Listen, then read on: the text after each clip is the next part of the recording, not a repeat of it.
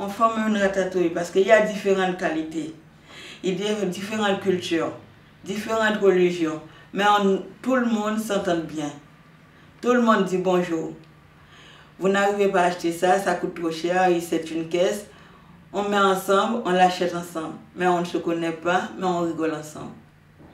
C'est là que je dis pour faire une ratatouille, il faut avoir beaucoup de légumes, différents légumes.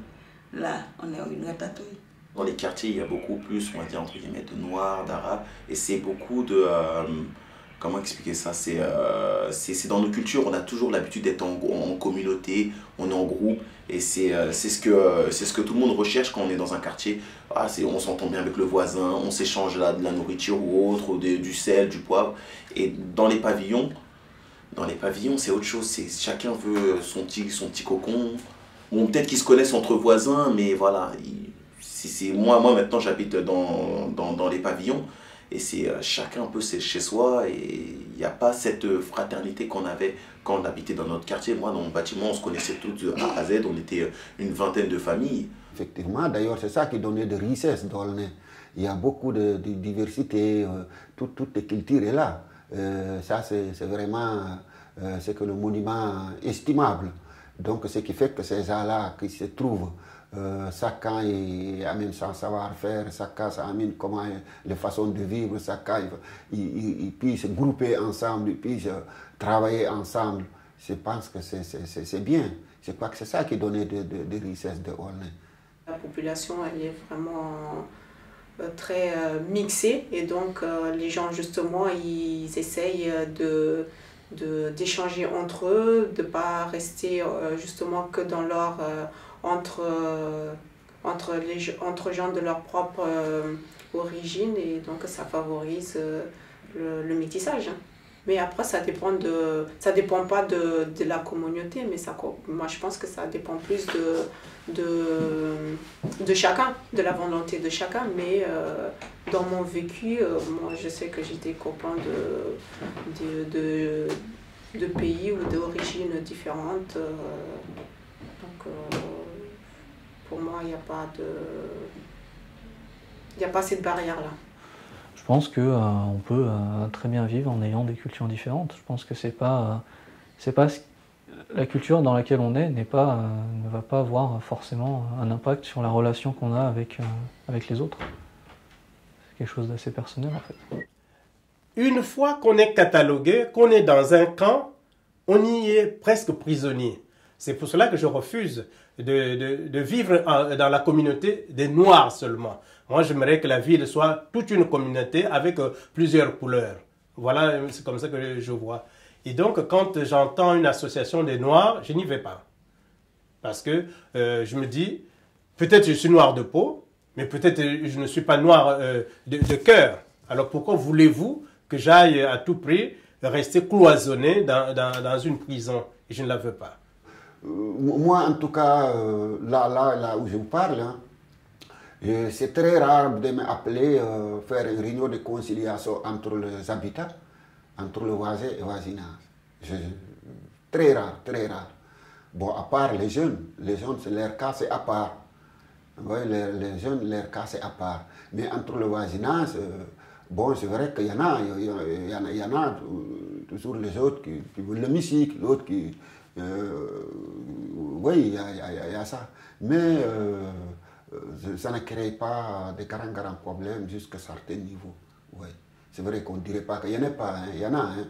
Parce qu'il y a des gens, oui, il faut savoir que oui, c'est la vie, quoi. Il faut des fois être tolérant, si vous pouvez. C'est mieux, c'est la vie, quoi. C'est la partie de la vie.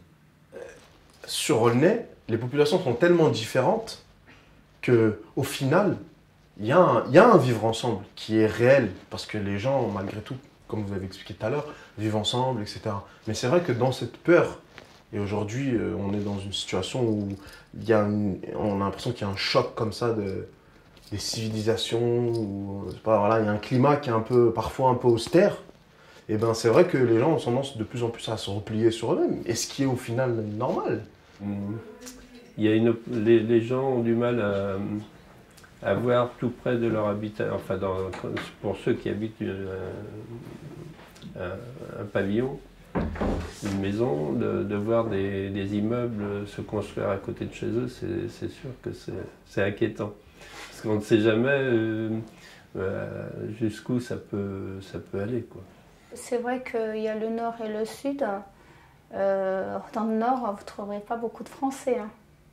Donc moi, quand je suis arrivée, quand j'étais ici, il y avait quand même pas mal de familles françaises. Donc j'ai vu les familles françaises partir une par une, et il n'y a plus de familles françaises, peut-être un ou deux. Ils sont tous vers le sud. C'est vrai que de mon côté, je ne fais pas non plus peut-être d'efforts pour participer à des activités d'autres associations. Ouais. C'est possible. On est un petit peu, on se retrouve entre personnes d'une même région, quoi. C'est vrai que c'est... Comme on est loin de notre région, on essaye de se regrouper entre personnes de même région. Oui. Ces dernières années, par exemple, on a ressenti de plus en plus, et il y a même des gens qui habitaient, par exemple, avant dans le nord et qui maintenant habitent dans le sud ou qui habitent ailleurs et qui ressentent, là je vous parlais par exemple de la division qu'il y a dans la ville, une vraie coupure par exemple entre Aulnay-Nord et Aulnay-Sud. Donc fatalement, cette coupure, elle se manifeste au niveau visuel par les gens qui forment cette population. Donc là, en l'occurrence, au nord, c'est une population qui est beaucoup plus jeune, qui est issue de l'immigration, etc. Et une population au sud qui serait un peu plus traditionnelle, on va dire. Je pense que les gens des quartiers pavillonnaires ont du mal à rencontrer les gens des quartiers où il y a des immeubles.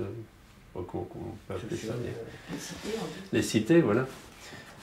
Donc il y a certainement, déjà de ce point de vue-là, il y a sûrement